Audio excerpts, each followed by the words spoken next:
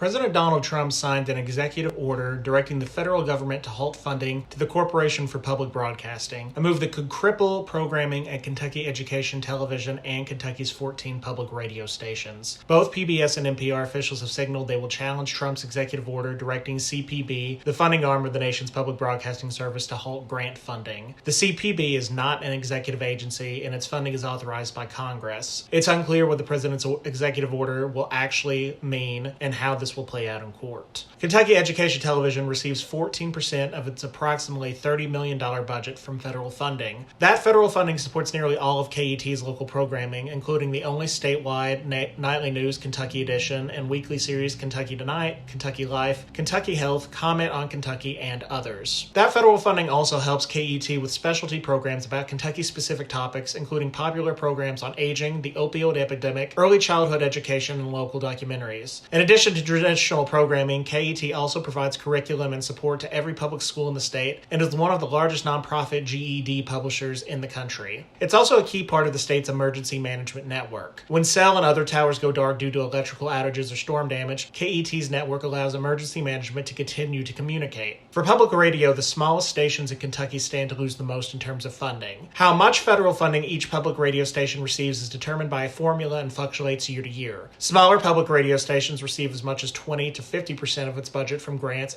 from the CPB. Kentucky public radio stations in central and eastern Kentucky were critical news sources during multiple severe weather events over the past several years. Thousands of people lost power and internet connections and were dependent on radio for the latest weather alerts, evacuation orders, where to go for shelter, and how to apply for aid. Moreover, some Kentucky communities no longer have commercial radio news stations or daily newspapers. The local public radio station is the only daily local source of news for certain counties. I'm Andrew Henderson with the Lexington Herald Leader. Thanks for watching.